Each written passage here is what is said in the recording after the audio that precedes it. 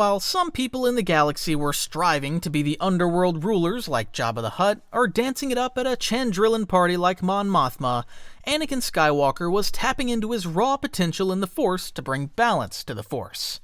Throughout his life, Anakin's powers grew at an exponential rate, and we'll explore some of his greatest feats in this video. Anakin's journey began at his lowest power level, let's just say 10%, and it turns out that this is the happiest we ever see him. While Shmi and Anakin aren't too happy about being slaves to Watto on Tatooine, Anakin has seemingly found his peace with the situation and used his innate intelligence to find the silver lining in his life. It was clear that Anakin knew about the Jedi Order and their basic abilities. But the Force was something completely new to him when Qui-Gon Jinn took the time to explain how it worked. This is also when we find out that Anakin has even more midichlorians than Master Yoda, meaning his potential in the Force is even greater than Yoda's. But can Anakin lift ships or convince people that he isn't a slave already? Not yet, but his unconscious connection to the Force is already showing itself fully. At the age of 9, yes, 9, he was able to build an almost complete protocol droid all by himself, and also his own pod racer because he felt like it. Where his connection to the Force comes in is his ability to race in his pod racer. Pod racing is known to be dangerous even to the most skilled species, but Anakin is still known to be the only human to ever join in the races, survive, and even win it. His innate connection to the Force gives him incredible reflexes and a precognition ability to see what's coming. Better yet, he passes the Initiate's test at the Jedi Council, and if he hadn't been 9 years old, they probably would have been excited to have him join them.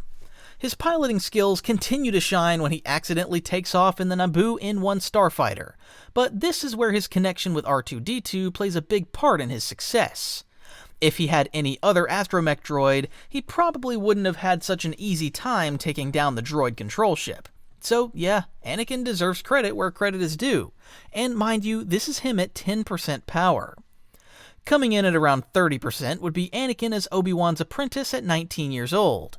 At this point, the Jedi Council seems fairly certain that Qui-Gon could have been right about Anakin being the chosen one, and his training helped grow his powers quickly even though he started late.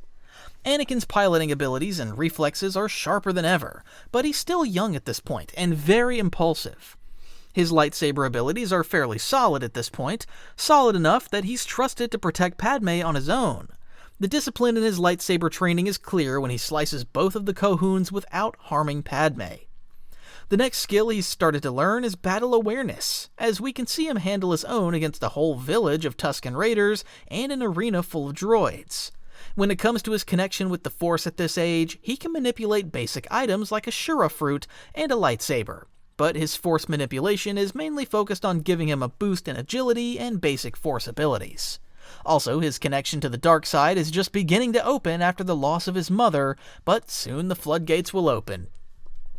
Now we'll take a big leap and say that at 70%, we've got Anakin during the Clone Wars era. Anakin is no longer the hot-headed apprentice that was bested by Count Dooku. He's the hot-headed master to Ahsoka Tano, who can lead an entire army of clones to free planets from the Separatists. This is Anakin at the height of his light side voyage, with moments of the dark side shining through.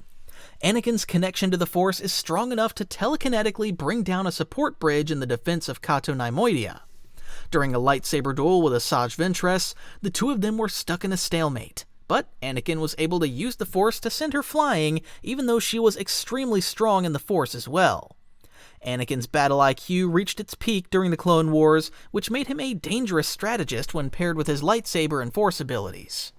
This is also when we see more of his dark side abilities start to form, as he's seen force-choking Rush Clovis when he goes to kiss Padme Amidala, and also choking Poggle the Lesser when he didn't reveal the information he wanted. The scale of his powers grows during this time period as well, as we can see him holding a shuttle mid-wreck in Season 6 of the Clone Wars so that clone troopers could escape to safety before it crashed. Coming in at 80%, Anakin's peak power level before becoming Darth Vader came during the final moments of the Clone Wars around the beginning of Revenge of the Sith. At this point, his lightsaber prowess is almost unbeatable as he's able to take down Count Dooku single-handedly. His connection to the Force allows him to see into the future on a regular basis, too, when he sees Padme's death. Everything about Anakin at this point shows that he really is the most reasonable choice for fulfilling the Chosen One prophecy. But this leads right into Anakin at 90% power level. Anakin, freshly dubbed as Darth Vader, is Anakin at his most powerful before putting on the suit. At this level, he seems unstoppable. He raids the Jedi Temple with his clones, where multiple masters, apprentices, and younglings are fighting for their lives. But none come close to Anakin. No matter if it's the Battlemaster Sindralig or one of the Shaak Ti versions, they all fall to his blade. He then goes on and also clears the Separatists out at Mustafar along with the droids guarding them there. His connection to the Force is clearly more powerful than ever, as he uses every bit of it to boost his agility and speed during his duel with Obi-Wan Kenobi. Technically, the only thing more powerful than Anakin at this stage is his own ego that put him in a tricky situation at the end of his duel with Kenobi. And that's how he famously lost to the all-so-beloved High Ground. After his loss at Mustafar, his power takes a huge plunge as his body is mutilated and his connection to the Force weakened therefore. So that's why Anakin drops to 60% in the time frame right after putting on the Darth Vader suit. This is Anakin at his most awkward stage. Anakin was one of the most agile Jedi, with his own Force abilities boosting his physicality to unreal proportions. So you can imagine how Darth Vader's new cybernetic armor put a damper on things. Even so, this Darth Vader was still a threat to anyone that stood in his way. Vader's rage and connection to the dark side has reached new heights, and this is clear when he first finds out that he killed Padme. The scale of his powers reacting to his emotions shows how much his raw connection has increased significantly over time in the suit. After having adjusted to the suit, Anakin's power rises back to 90%. This is for the entire time period between the events of Revenge of the Sith and A New Hope. Darth Vader is literally unstoppable as he continues to hunt down any remaining Jedi spread across the galaxy, and his connection to the dark side allows him to pull off crazy feats of strength. During the events of Obi-Wan Kenobi, not only does Vader show his ruthlessness while fighting Obi-Wan and raking him across fire, but the sheer amount of focus he's able to channel to hold a ship on the planet Jabim shows that he's gained a new level of strength in the Force. This is the same version of Vader that we see in Rogue One, where Vader shows off every ability he's obtained while clearing a hallway of rebel fighters. Force choke, Force push, Force pull, lightsaber skills, reflexes, it all shines in this one instance and proves that this version of Vader could clear a facility of rebels all on his own. Anakin at 95% power is him as Darth Vader around 3 ABY. This is Vader at his most technical and controlled form. Vader is able to manipulate everything that's in his path. Vader not only stops Han's blaster bolts when they find him at Cloud City, but he actually absorbs the power of the bolts and redirects it using the Force. This is a skill that even Jedi with an immense connection to the Force have a lot of difficulty mastering. During his duel with Luke at Cloud City, Vader is able to manipulate and hurl huge objects towards Luke without even using his hands for some of them. One of the biggest testaments to his connection to the dark side during this time period is how he's able to force choke Admiral Ozzel through a hologram feed. One of the only things holding Vader back here is his suit, which keeps him from tapping into the agility that he once had as Anakin Skywalker. But at this point, he had fully adapted to the suit, and his power in the Force was at the highest in his entire life. This is his power right up to the final duel. There, something unexpected happens. His power drops completely. After Luke confronts him on the Death Star, he starts to become conflicted, and I'd say he drops to 50% of his power. During the duel, he's holding back a lot, barely having any intensity in his swings and seemingly not using his hate and anger to fight Luke. While Darth Vader fulfilled the prophecy and brought order to the galaxy in this form by taking out the Emperor, this is probably Vader at his weakest. By this point in the story, we know that Vader has the lightsaber skills, Force aptitude, and discipline to pretty much take out anyone.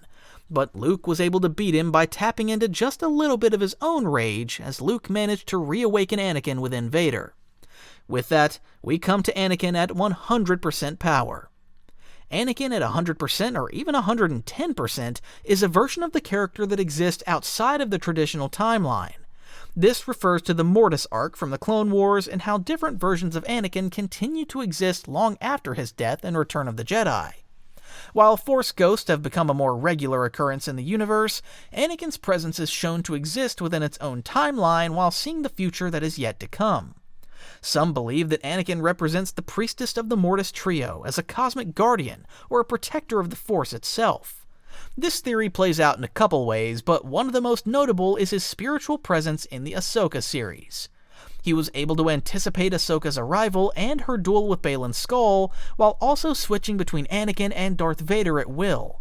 This is a level of control and understanding that is only available to him in the afterlife, and this version of Anakin seems more in line with the likes of the Bendu and the Father, who are neither light or dark side followers.